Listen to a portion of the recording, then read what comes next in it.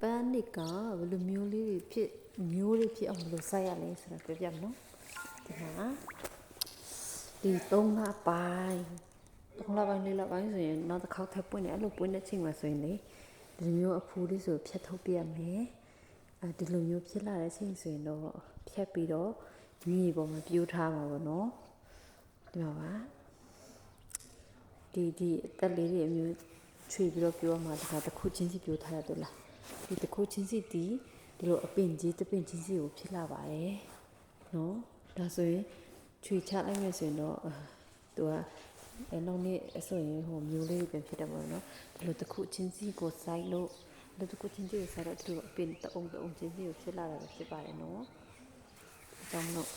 ဒီ4လပိုင်းလောက်ဆိုရင်ဒီပန်းလေးဆိုမှဒီလိုမျိုးသွားပြီမလား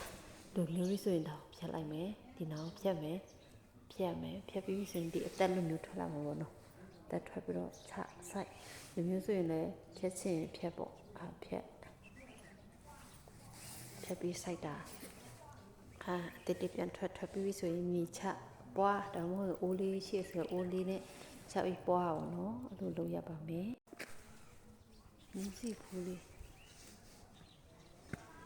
နင်းစီဖူးလေးတွေ့မအဖြူအနီးရဒီတမျိုးရှိရနော်ဒီမှာအရက်ကကောက်လေးဒါဒီလိုတော့အရက်မကောက်ဘူးလို့ရှိတယ်လို့ဖြူရောင်လေးရဲ့အနီးလေးရဲ့အဖြူအနီးပန်း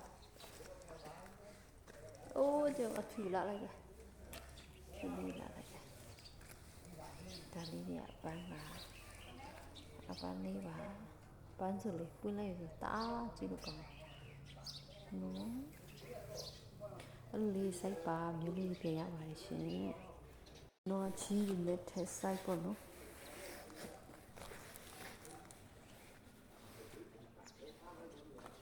နော်ချီးတွေပြီးတော့မူစလေးထင်းရပါမယ်လင်းကိုရောင်းလေး